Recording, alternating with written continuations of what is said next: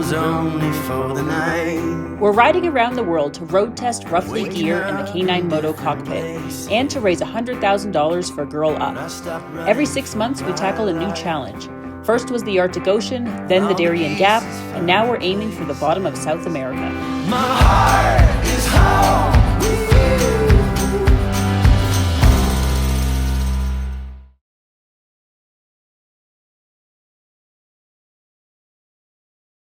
Hey guys, jumping in here to say that you might notice that some riding footage is missing from this episode and the next few to come. And that's because it got stolen, along with a whole bunch of other stuff. But I want you to enjoy today's episode because it's fantastic, and stay tuned to hear about the whole fiasco about what happened.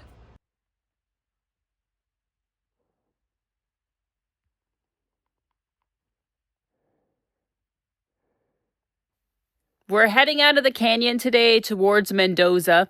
Last night we had a little bit of rain. It wasn't too bad. It was 3 hours later than the Weather Channel suggested, but everything stayed dry. And then we'll be in Mendoza for just a couple days, and then we will start our gauchoing on New Year's Eve.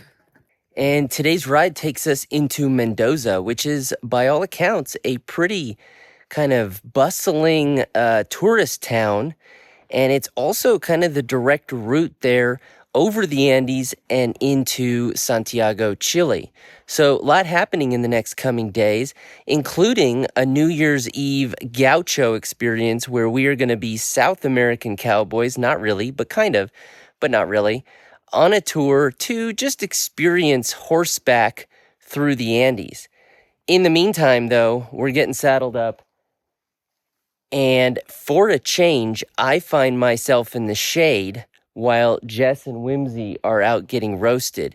They are generally both very meticulous about finding the smallest speck of shade and then fighting each other for it.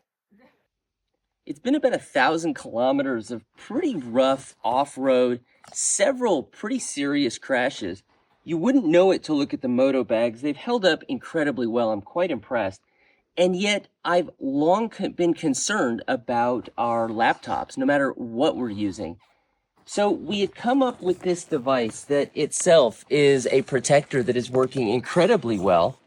So 2 pieces of aluminum connected by spacers to hold them at the right distance. Now, the bolts that I got were actually too short, and I haven't found any new ones since. Zip ties are working great. But this lets us put the waterproof padded case inside this protector. The protector goes inside the moto bag. And now the last thing I'm worried about when I have a get off is my laptop.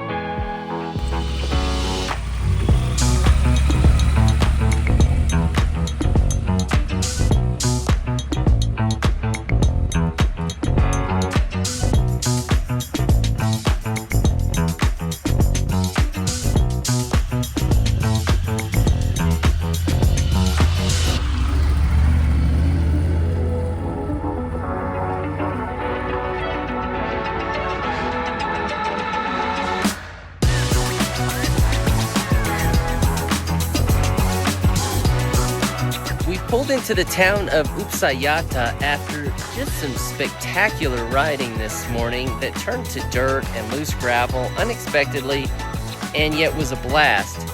And we've come to this location here that is sort of a holy trinity.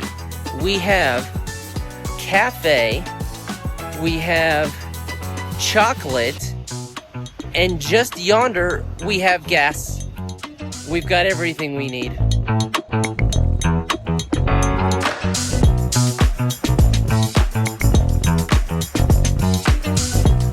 About 50 kilometers outside of Mendoza, and there is this sort of lake reservoir, not exactly sure what they technically designate it, but it's a lovely location where the water is both a beautiful blue but also a bit murky, which means that it has thwarted Whimsy's swimming superpowers. When it's murky like that, she gets a little bit anxious about just plunging in. When it's nice and clear, she's a shark. So we've been trying to encourage her into the water, making quite a spectacle with modest success at best. But we're definitely cooling down, which is a key thing. And then the rest of the ride will be a blow dry. Hi guys, Thanks for watching Go Roughly in real time. If you love Whimsy's gear, head on over to GoRuffly.com and check out our collars, leashes, beds, bandanas, and more for your dog and all the dogs that you know. And if you're interested in the K9 Moto Cockpit, which is how Whimsy rides with me on the back of my motorcycle, you'll get all that information about sizing, mounting, and everything else at GoRuffly.com. Thanks so much for watching, guys, and don't forget to subscribe.